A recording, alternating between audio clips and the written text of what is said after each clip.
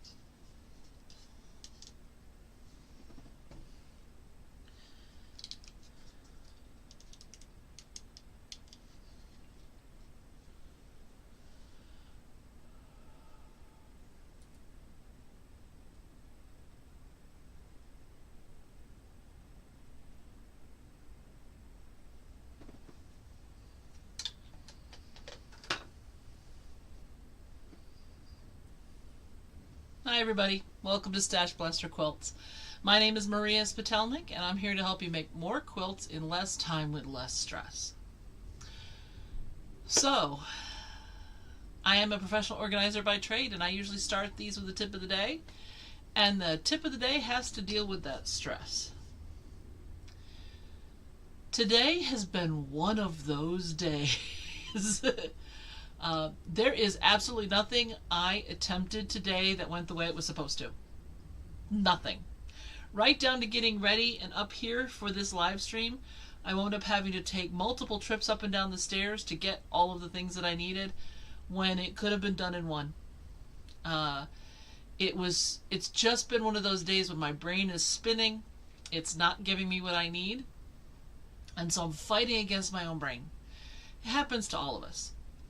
So I just want to say that this organization tip isn't exactly an organization tip in the typical sense. And it's this.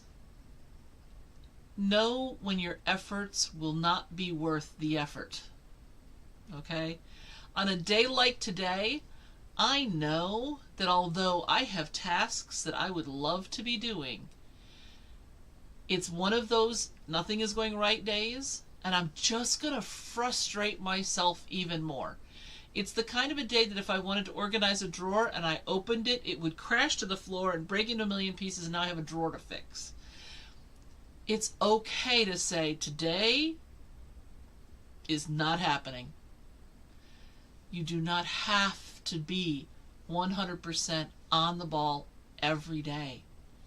Taking a day off is fine. Taking the rest of your days off, no, not so much. Okay? So, today didn't go right. I'm going to cabbage together as much of it as I can to make this live stream work.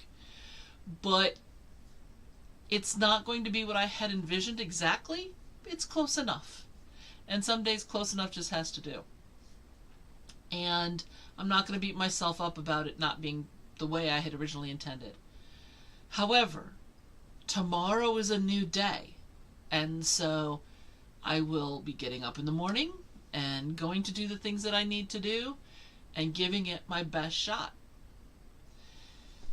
There have been a couple of times that I remember where I've had just 2 really cruddy days in a row, but for the most part you get one really bad one.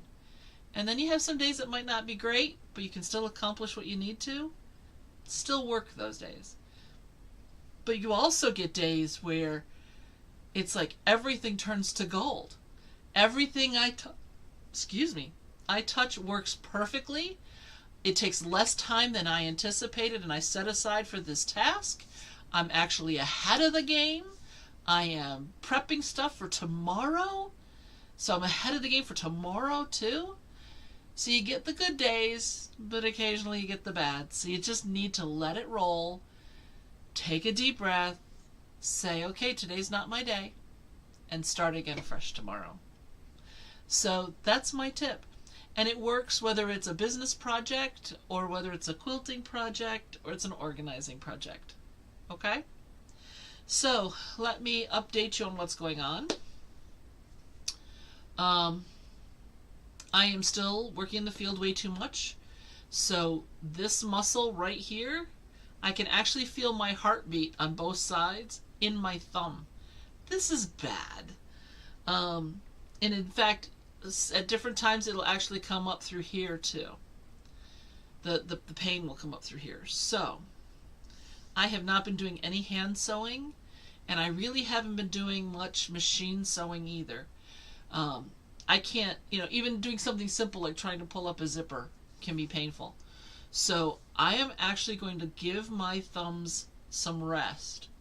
Doesn't mean that I'm done and I'm not going to do anything quilty related, because we are going to do a project here today where I'm going to be working with non-sewing activities to try to get me further ahead for when I'm ready to sew.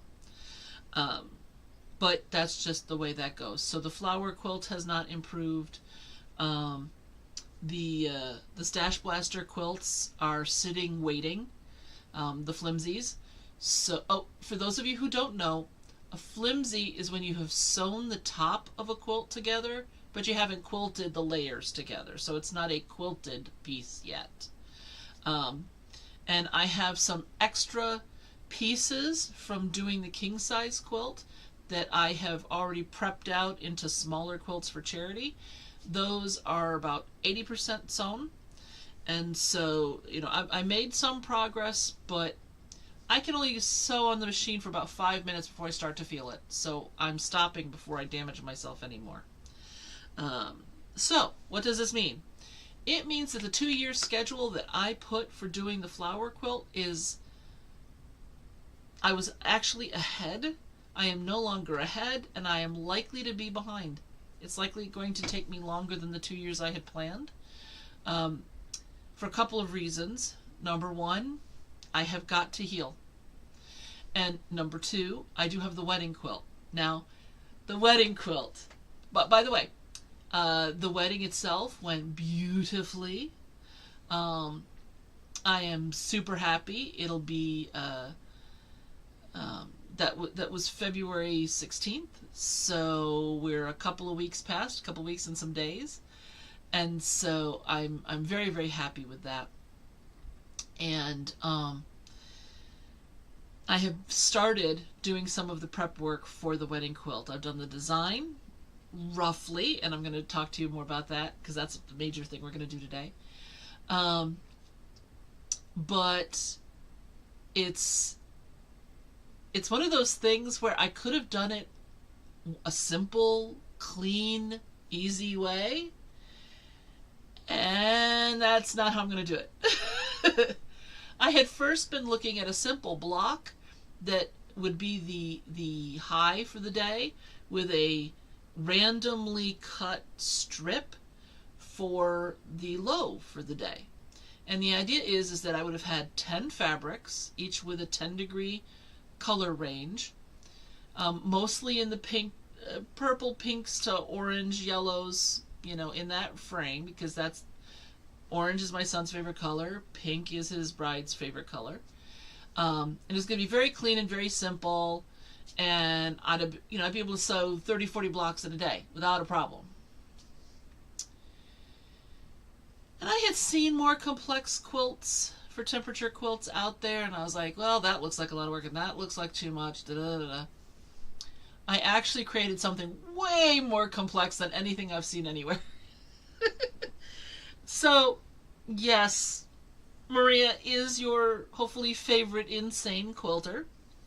I'm going to show you what the block is. Apparently when I showed it before it wasn't clear, so I'm going to show it on my tabletop with a nice up-close camera. I'm going to show you a couple of jigs that I made for doing part of the quilt. And then I'm going to show you how I'm going to lay the quilt out, because it's a non-standard layout. Most of the quilts I saw were either rectangles or squares that just marched across the quilt, and then there was an extra block maybe for the month, maybe not. And then if it was like a flying goose quilt, a lot of times if the temperature was higher than the day before, it pointed up. If it was lower than the day before, it pointed down. So they could get some variety, but not everybody did that. Some were just all, pointing up type flying geese. I saw one with some houses where the house was a very simple peak and then a square underneath, and that was the high for the day, and then the corners that they added to be the sky was the low for the day, which was interesting, but I was having an orange house and an orange sky, I did not think would work. So what I decided to do, again, crazy quilter, I am doing a different color instead of a different fabric, a different color for each 10 degrees, but I'm doing different fabrics of that color. So if the temperature range is blue, I could do a powder blue all the way through to a royal or maybe closer to navy blue. So the main part of the house is going to be the high for the day, and then the roof is going to be the low. I figured also how I can let's say the lows are all in the same 10-degree range. So my lowest low is the 20s. And we've had several days in a row, maybe, where 20 is the low for multiple days, 20 to 29 or lower than 20.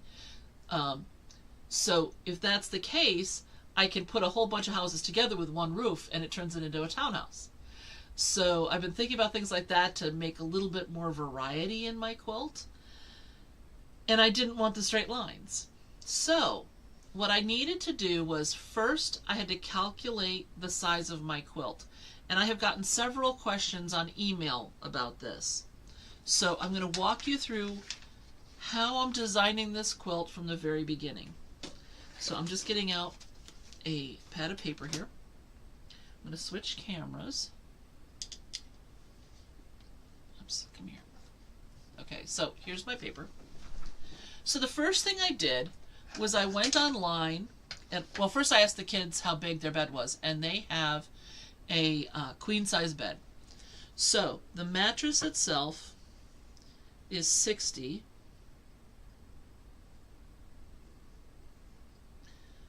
by 80.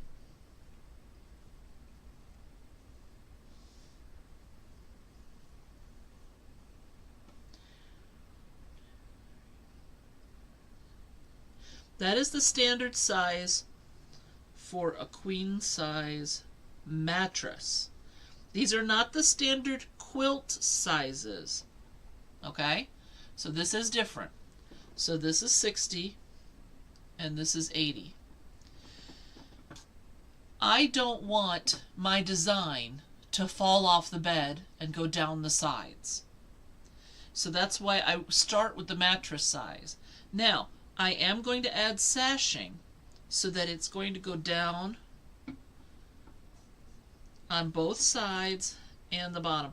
Now, I know this is not how you draw a three-dimensional object because you wouldn't have it on this side, but I want you to be able to see that. And then it's going to, it's going to come across the top right here. Okay? So these wings are not here. Alright? So three sides will have a drop, the top does not. But there's going to be pillows on this bed. So I'm going to take basically 12 inches, which is about like so, off my design, because this is pillows. So 80 minus 12 means that this is going to be 68. Okay? So hopefully this makes sense to everybody. If I err, I want to err about an inch smaller in each direction. So I don't want to put my design completely to this edge, just so I have a little bit of loosey-goosey room. But if my flimsy is 60 by 68, when it's quilted, it is going to scrunch in a couple of inches, and that'll solve my problem too. Okay?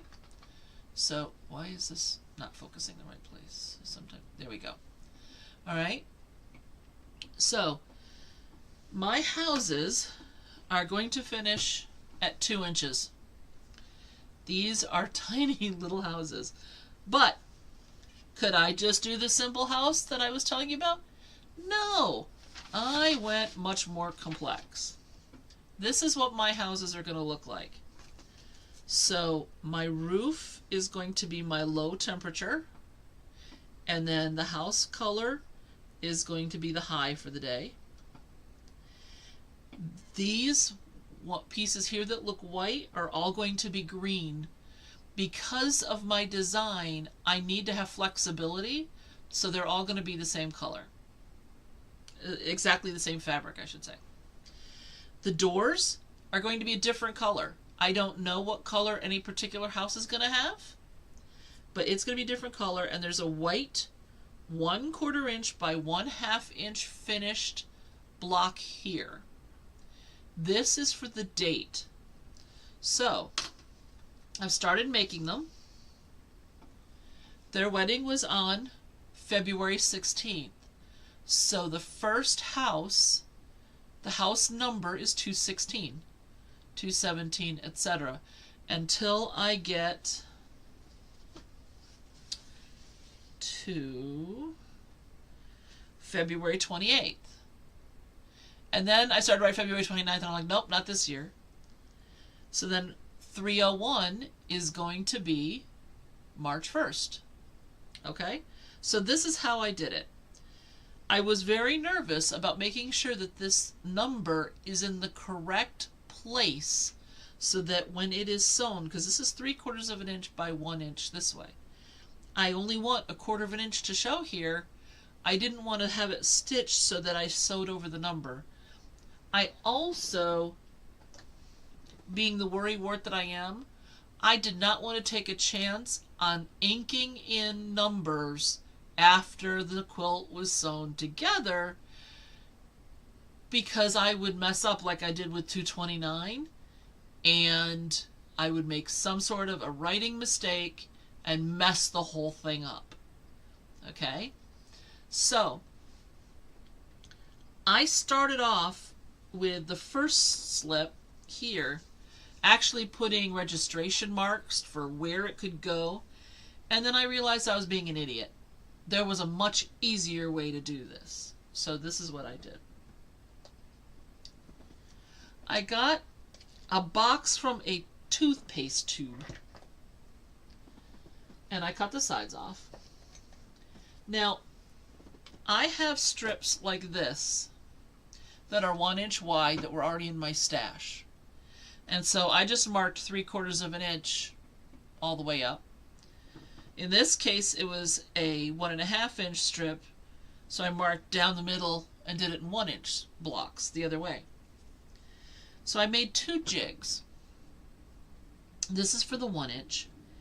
And what happens is this gets placed between those 2 lines, and this gives me a window so that I can make sure that that number is in the window. I don't want to touch the window on either side for fudge room, but it is clearly in there, and it is going to end where I want it to end up on the quilt.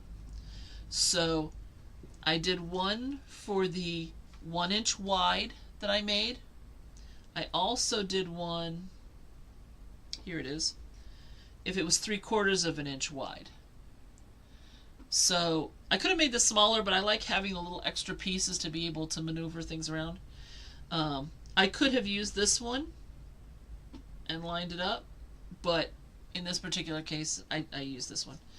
But these little windows right here give me exactly what I need for writing those numbers in place. So I just sat there and I did a whole bunch of them. I'm already done through April 9th. And I'm going to go ahead and do all of the house numbers. So another thing I did was I asked my son for his in-laws' birth dates and anniversary dates, and my daughter-in-law's brothers and sisters' birthdays. And so what I'm going to do is on my little doors here, I am going to do something like embroider a little birthday cake.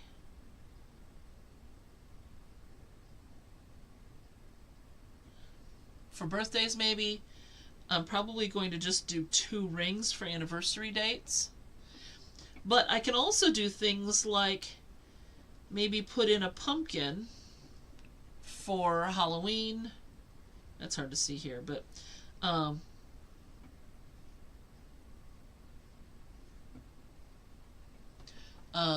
something like that on these ones. I can put a flag for the 4th of July on the door.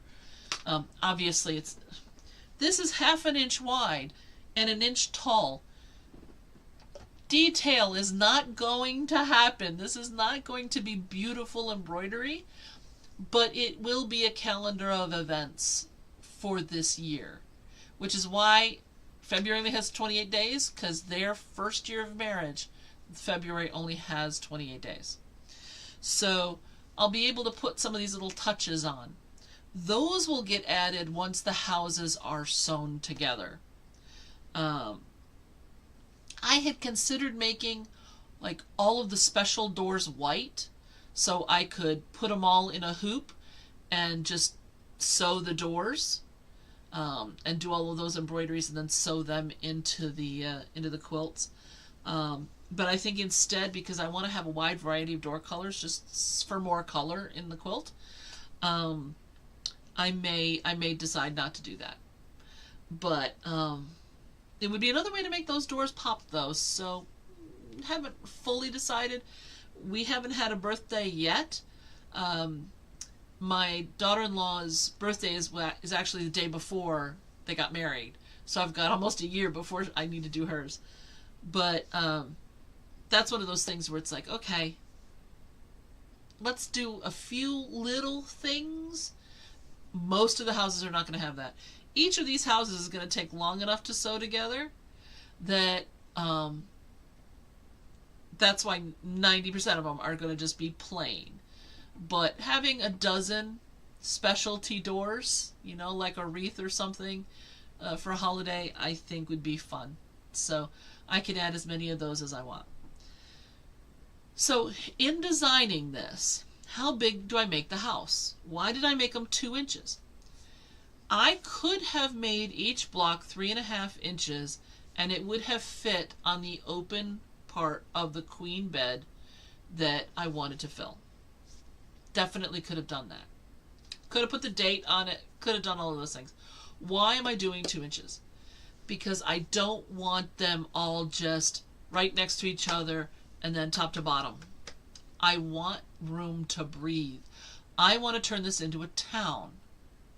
So when I was talking before, I was mentioning having some curving roads. They eat up a lot of space. I might put in a little lake. I might put in a couple of stores. There's a bunch of things that I would really like to be able to add to my town. So I want to save space where I can. And one way to do that is with the 2-inch blocks. Because even if my road is only 1 inch wide, since it's going to meander, the houses are going to have to be spaced. And I'm probably going to have to put in wedges in order to help them make all of those turns. So each block may be 2 inches, but each house is ultimately going to take more than 2 inches in its placement. So that's one of the things that I want to show you that I'm doing here. So what I've done is I've taken some newsprint. You can use butcher paper. You can use 8.5 by 11 sheets of paper if you want. It just means more taping. Okay? So what I'm going to do, I'm going to turn this. Actually, maybe you'll be able to see it with this. Let me look. Alright. Let me do it with this. And then hopefully you can see. I'm going to just tip this up. There we go. Alright.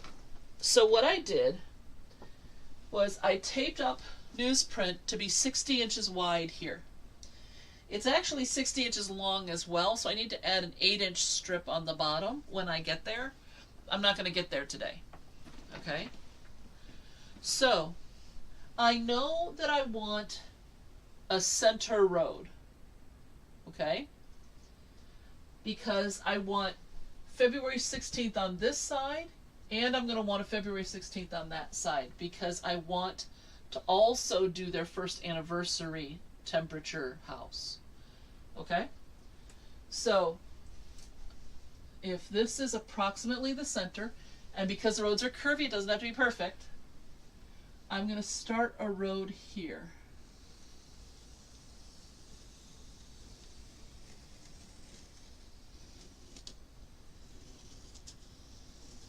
And you'll notice it's not symmetrical, right? It's way out of whack. I will need to roughly mirror it for how wide it is. It doesn't have to be perfect.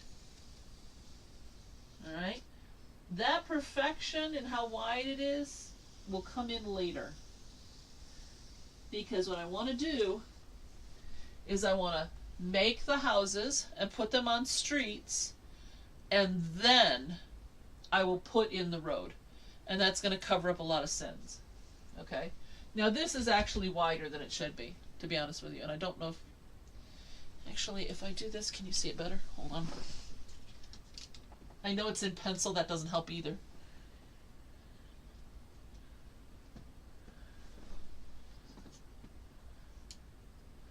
No, you really can't see it. All right. Again, this is how the day has gone. Let me see if I can. All right, here's a marker. This is a calligraphy marker, but what the heck. Okay, let me redraw this. Okay.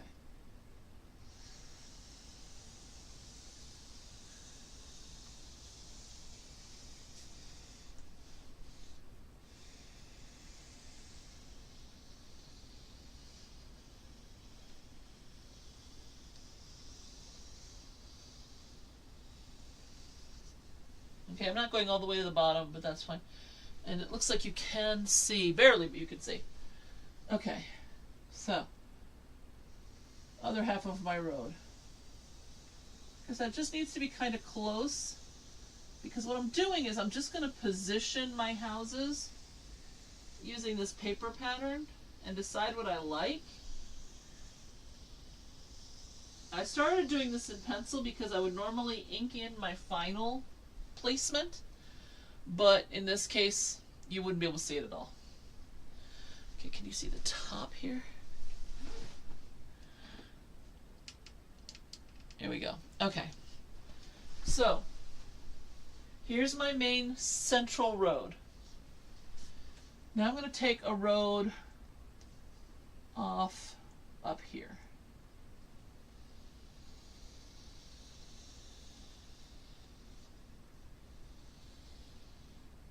Now let's put in a cul-de-sac.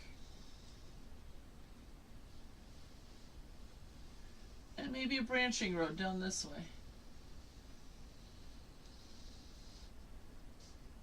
Okay, I'm not going to finish this road right now, but you get the idea, right? So now I'm going to finish the road. And I can put as many branches as I want. Now, I actually did print out 366 copies of my house, but these are 2-inch Post-it notes, so these are going to work great. So I can start placing where my houses are going to be, like so. Again, this is off just a little bit at the top. I'll fix that before this is the final design. But you'll see they're not lined up exactly. I can make them closer together, okay? But I just want you to have the idea. Now the cul-de-sac could be bigger too, I know that. As long as these are close but not touching, we're fine. So I'm going to put one here. And one there. Now, as I go around the cul-de-sac,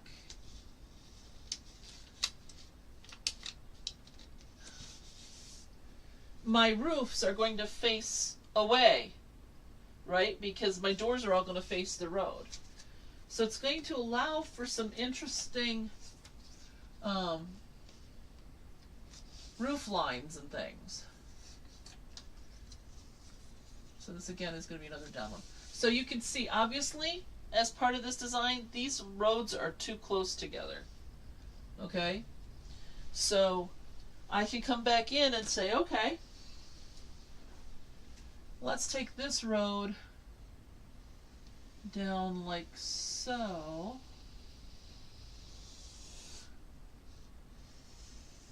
Like I said, normally this would be a pencil until I had all of these lined up.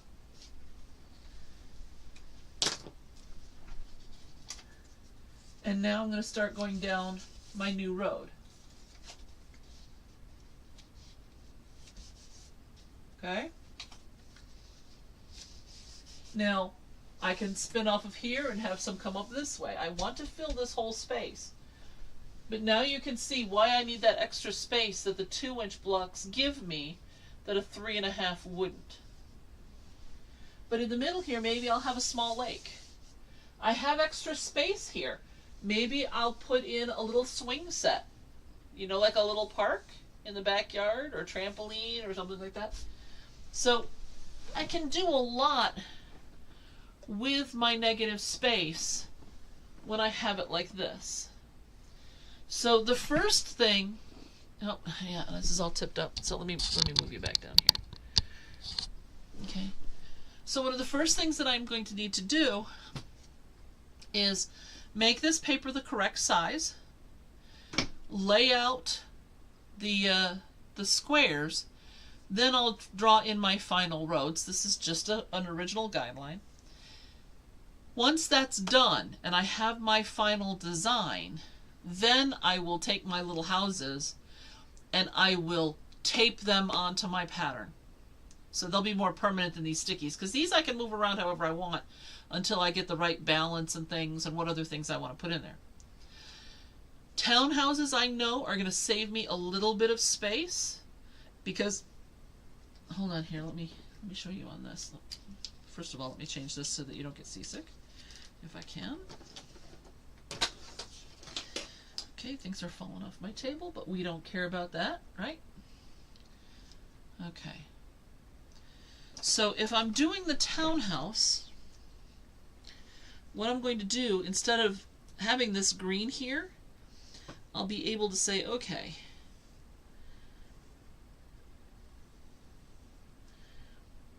all right, so here is build the first part, right? So that's still the same.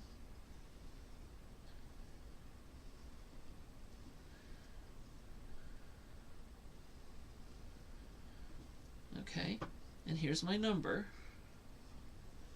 Okay, so this is the same house, but now I can just put in another house.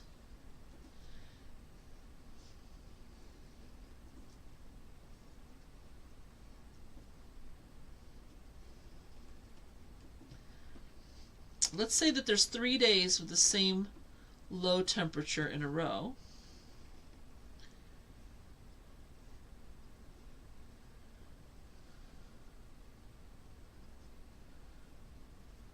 Okay, I ran out of paper because I didn't count before I started it. Okay. But all of these little internecine parts here that are 1/4 of an inch each, I'm going to not need. So I'm going to save a 1/2 inch on each one of these connections, right? So yeah, it's only an inch, but every inch counts. That's a 1/2 of a house. So it's going to give me some variety in my housing styles and save me some space. However, this does mean that I have to be a little bit flexible in my final placement because I won't know what lows all match until I have the temperatures. So I can't do a ton in advance. But there are some things I can do. So let's come back to here. I know that there's going to be some 70s degree days, right? Between 70 and 79. So I can make all of this, except for this number piece, in advance if I wanted to. Okay? So this is a pair that can be sewn together. This is a pair that can be sewn together, and then these can be sewn together. This is a pair that can be sewn together, so it would only be this one block with these 3 pieces that would get sewn together later. And then, of course, the whole thing assembled. If you are more daring than I, and you want to go ahead and put the number in later, which you certainly could do, then you could assemble all of this lower portion and ink this in when you have the date. And then you could have a bunch of roofs made Okay, if we know we're going to have a bunch of lows everywhere from 40s to 60, let's say, when we have the highs of 60s and 70s. So I could make a bunch of roofs and then just stick the two together whenever I was ready. So some pre-sewing can be done. I had originally planned on doing the houses, the lower parts separately, and then inking it in later. But after a day like today, I would, if I had had a day like today, I would not ink in any numbers. Period. That would not happen. But it works better for me to do it the way that I'm going to be doing it. But I can understand that a lot of you might prefer to just do a whole bunch of houses one day, and then if you're having a slow day, just pop the numbers in and you're good. So think about it. If this is a project that you would like to try to do, you can do a temperature quilt for a month's dates. You don't have to do what I'm doing here. You can also scale these up. If I can do it in 2 inches, there's no reason you can't do it in 4 or 8. If you're doing a month and you did 8-inch blocks, that would be a pretty decent sized quilt. Okay? So this is exactly what I'm thinking about. I can pre-do some. I'm going to have a lot of stuff pre-cut. So like my green backgrounds, all I have are 1/2-inch strips. 3/4 of an inch strips for the outer sides of the house. Here, I'll show you. So this finishes at 1/4 of an inch. So this is a 3/4 inch strip, and this is a 1.5 inch square. Okay, I'm going to do the mark the line, sew on the line, and then cut off the excess. I'm not going to do the double sewing I usually do because there just isn't space on this unless I went with little micro seams, and I do not want this quilt to come apart in the wash. So I want the full 1/4 inch seam. So I will take the rectangle, I will put the square on top with a diagonal seam marked. I'll sew here, and then I will cut off all but 1/4 of an inch here. That's how I'm going to do all of these roofs. The roofs are going to be the easiest thing to do, because those won't take hardly any time at all. So as I get in temperatures for the dates, I can start doing the houses and the roofs separately. Even if I just got the house bodies done, I could do a whole bunch of roofs in one day and assemble them, and then those blocks will be done. So the house, the main body of the house is going to take the longest time, but I think it's going to be the most fun because I can have so many different shades of houses.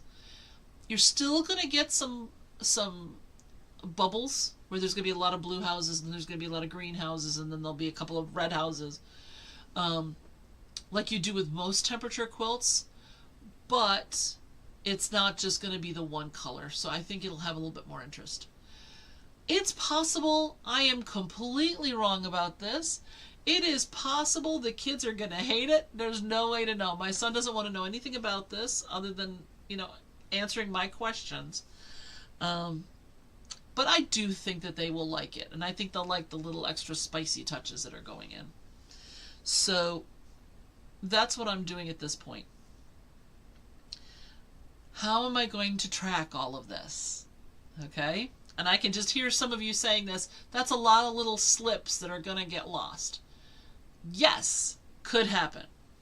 So what I've done is I've separated the scraps that I have already cut in the past to 1 inch wide, because I need 3/4 of an inch or 1 inch for all the various parts of my house. Okay? I need, I think, a grand total of 6 inches. I'm going to double check that before I give you a final pattern type thing. And I want to test it first, which is why I haven't done it yet. I'm going to take an index card.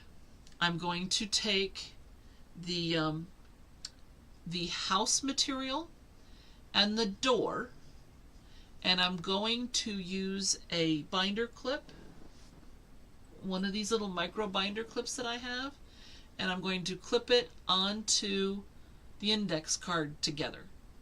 So it'll be folded in half. It'll fit on the index card with no problem.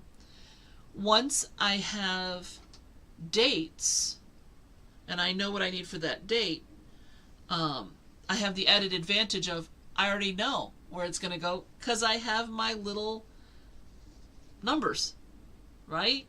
So that'll make it very simple. I'll know what the date is. I'll put that in. That house is done. And then that excess fabric, if there's more, like there is here, can become another house later on in the city. Or if it's at least 12.5 inches, it can go back in my bin of strips and I'll use other purples. So I like the fact that it's flexible. Okay, once the date is sewn in though, that's what it's going to be. At which point I could go back in and sew in the birthday things and all of that stuff. And I'm going to put initials, or I may put a last name, but it'll probably just be initials for the various family members. I did have somebody say that that's a nice little bonus for my son because he'll be able to see things coming up and he won't forget birthdays and anniversaries. But I was also thinking it'd be easy to add any if I needed to. Not that any of them are going to have more siblings, but if there's any other anniversaries that come up, or if something else special happens in their future, Lauren could always add things in. If she decides that she wants her siblings' spouses' birthdays or her siblings' anniversary days on the quilt, that's a quick little sewing thing that she'd be able to do on the finished product because I'm not going to stitch over the doors. So that's something that would be very easy to add at a later date if she chose to. So I'm hoping to make it the kind of thing where it has a life and they can continue to interact with it and have it be meaningful for them. I made it for their bed. If they instead choose to put it on the wall, or as it ages, if they decide to put it on the wall, that would work too. The 12 inches at the top is going to be just like the 12 inches on the sides and bottom that I'm planning on. It'll be a different color, but it'll look okay. And if I pick exactly the same colors, then it'll look like the quilt was designed like that to be on the wall. But it will give them options. So that's kind of where I'm at with this. But the extra 8 inches is going to be there for that reason, because it is going to be 68 long and 60 wide. So that is the designing for this quilt, and this is how I'm going to lay it out. Over time, you are probably going to start seeing the houses popping up on the wall as they're finished.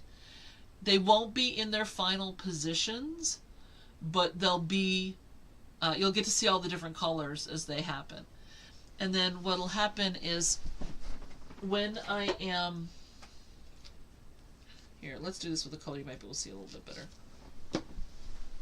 Now there's no road here right now, but we're going to pretend there is. So let's say, can you see that?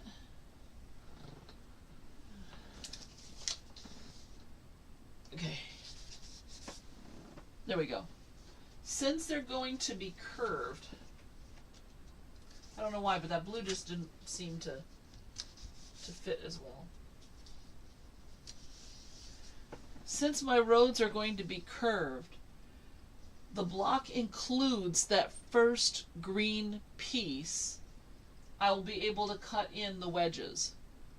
And then once I've got my green centers, I could applique on things like a little lake or whatever. And then when all of that is in place, then I'll add the road and I'll be able to get it curved really nicely in front of the houses. Okay? So that's why the houses are going to get done first. The pattern will be great because it's going to give me an idea for my wedges and what I'm going to need to do and allow me to place other things. But until I'm ready to actually assemble them, they're just going to be like these blocks.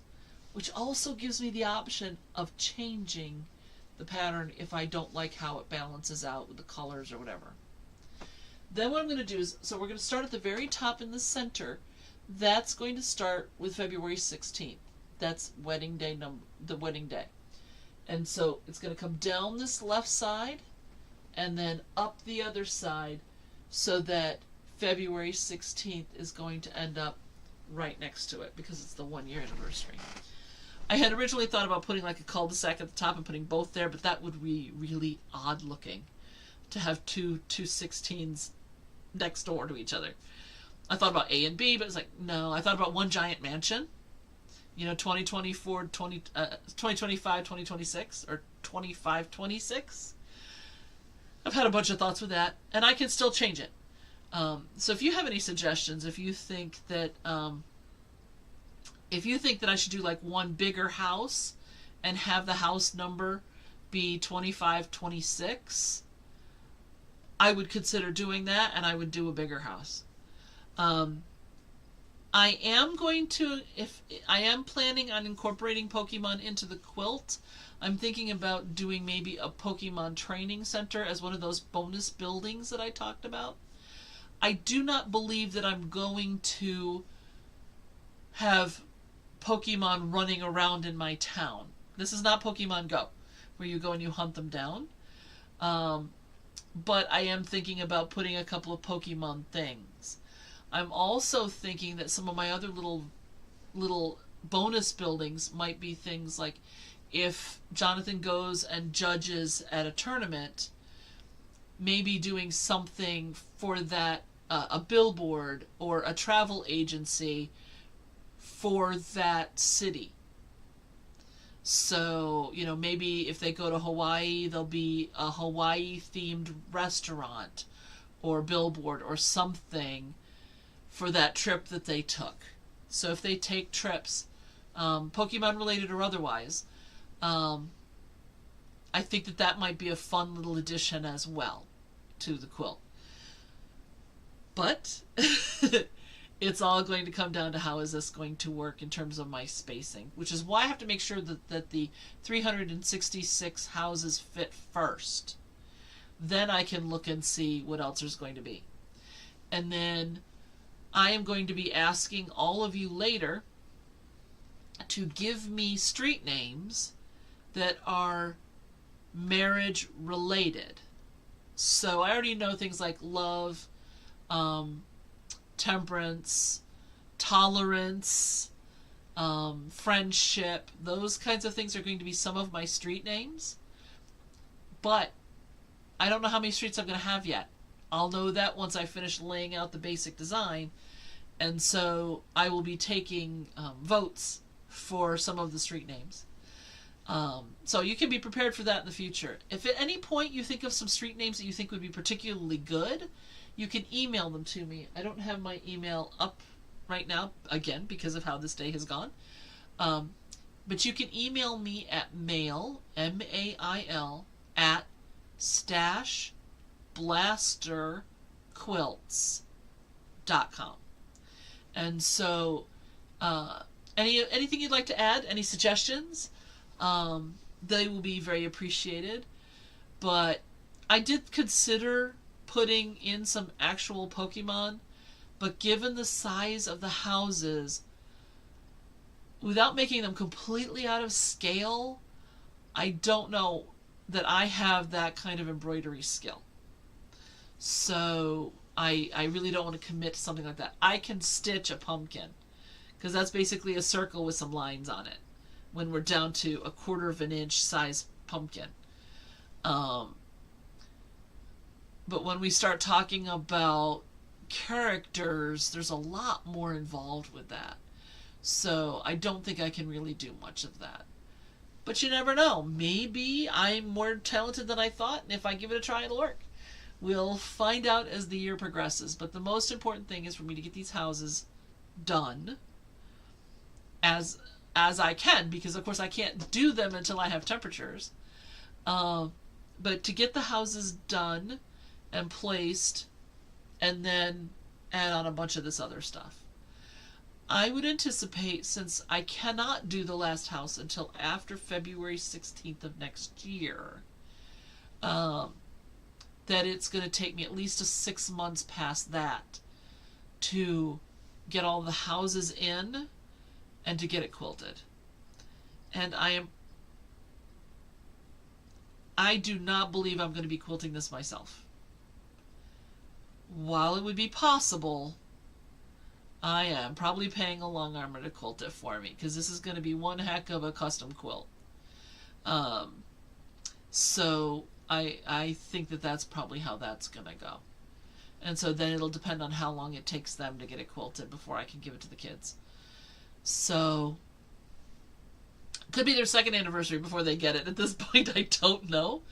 But I would love to have it done earlier than that, so that it's on their bed before their second anniversary. And we'll see how it goes. That's all I can do. All I can do is try.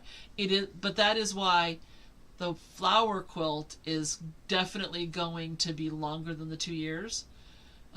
Because if I'm doing this embroidery stuff and I'm doing all of this fiddly work, and with my hands being the way they are right now, I really can't push it that far. But I am looking forward to it. And like I said, you guys are going to get to watch the houses as they're getting made, and that ought to be kind of fun. But I will work on the flowers when I have time. You know, when I'm on trips and things like that. I'm not going to travel with these houses. This quilt, these pieces are staying here. Because I do not want to take a chance on losing anything or having anything ruined on a plane or anything else. The flowers can go with me because that's for my bed, so I don't really care as much. So that's what's going on with that. So it is a little bit early today. If you have stuck it out with me today, thank you. I have not dropped anything on my foot. I have not spilled my drink, and I have not broken my camera. So today is turning around. Although, like I said, it did not go as planned. That's okay. That's okay. I'm all right with that. And it'll work. It really will. I am wishing all of you the best. I'm going to double check here what the date of our next one is. We meet the first and third Wednesday of the month. So the next time for the live stream is going to be the 19th.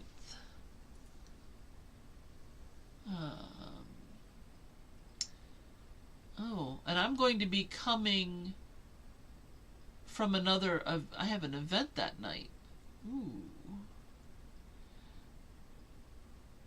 So I may need to push this back. I may just leave that event early. I'm not really sure what I'm going to do with that. So next time on the 19th, let's just play it by ear. I may need to push it the extra day, but as a general rule, it's the first and third Wednesday of the month that we meet, from 7 to 8. I do want to respect your time, so I do start on time, and I do try to make sure that I end on time. If you've enjoyed today, please like, subscribe, hit the bell if you want to know when I'm going to be sewing again. I am going to try and do some more sit-and sews. I have gotten positive feedback from several of you on this. I was asked yesterday why I don't just put on the book I'm listening to so you guys can listen to it too. I cannot do that without violating copyright. So that's why when you see people who are doing activities, sewing or whatever online, they're usually wearing headphones or earbuds. It's because they cannot broadcast it. Now, they may have other music on that is copyright and royalty free, because there are some people who will write music to be used in this way. I have not done that. I having the what I'm listening to and the having another piece of music going at the same time, I think would be really distracting for me. So I have not done that. But it is something that a lot of people have trouble with. And if you play something like that, it's considered a performance, and without a performance permission from the creator, if they complain to YouTube, or even if YouTube just realizes what it is, YouTube will shut your channel down. They won't just give you a warning. They will kill the channel, and you will have to start all over from the beginning trying to build a following. And to be honest with you, I don't want to do that. So during a sit and sew, you're always going to see me with the headphones on, so that I can be concentrating and I can be listening to my stuff. You're just going to hear the sewing machine, or you'll hear me, steaming something or cutting. I recommend that you have something on and that you're doing some sewing too. But people did like the fact that they could watch it later.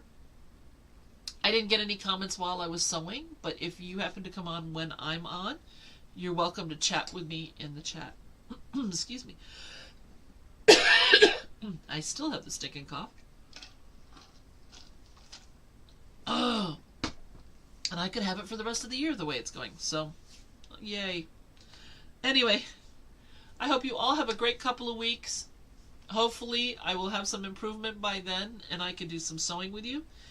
Maybe some of these houses, and we'll move on from there. All right. So take care, everybody. If you are in a place with the horrible weather that's going on, please stay safe. Stay off the roads if you can, and come and see us in a couple weeks. All right. Take care. Bye bye, everybody.